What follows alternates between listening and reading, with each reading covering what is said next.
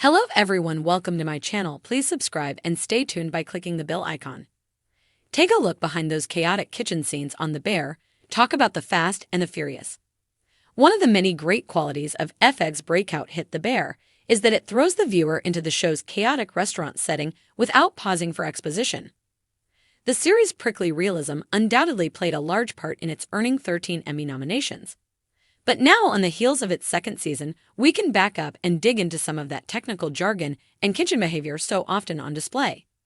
And who better to answer those questions than Courtney Storer, the show's culinary producer? A longtime chef, Storer happens to be the sister of The Bear creator Christopher Storer, so naturally, he turned to her early on to get things right. Courtney Storer's role is to liaise with every department, from teaching actors how to cook to giving the writers her journals. It's anything from menu development to character development, she says, speaking via video chat from her home in Los Angeles in an interview that was in the works in the days prior to the actors' strike. What's unique about The Bear is that the food feels like a character in and of itself because it's reflecting on all these people and their journeys. As she generously explains terms and events from the Season 2 finale, she hints at what's to come in Season 3. How many things you have that are due on your ticket board, per item? In a tasting menu, if Sydney, played by Ayo Edebiri, said, "I need one steak followed by another steak," another just walked in, that means you have 3 steaks all day. It's a summary to the cooks so that they can make sure they have 3 steaks that are being grilled and ready to plate. That means 4 dishes of each thing, followed by another 4, followed by another 4. As a line cook, you're not looking at the board, you're counting on your chef to pace and tell you what you need to cook for the dining room.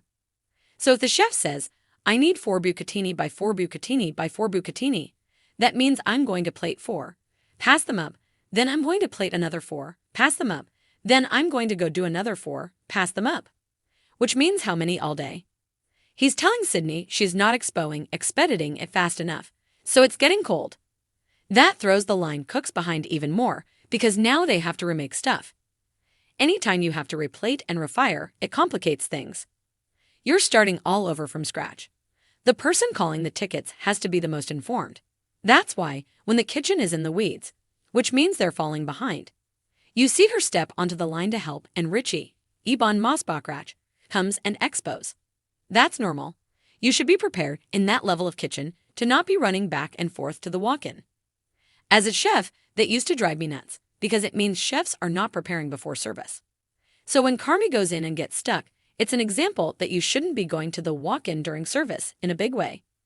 He needed to get grated Parmesan. One of the cooks ran out. It should all work. But that was the thing, it hadn't been working all season. It happens in restaurants because you get so distracted and your attention span can feel like a hummingbird sometimes. She was losing her mind, and that happens. I actually hope it's the opposite. Not that they have a bad perception of restaurants, but that they understand chefs a little bit more, and the hard work that back of house goes through, front of house goes through, hospitality goes through. I don't know from the service aspect, I just hope people open their minds to seeing how hard people work to make hospitality come to life, that it takes a real village. Maybe you're going to see what happens when you make decisions like that. I've been in restaurants where we do friends and family, and afterwards we're like, "We just lost so much money, why didn't we charge?" That's a conversation. Are they handling all of this the right way? I don't know, you'll have to see. If you like the video, don't forget to like, comment, and share.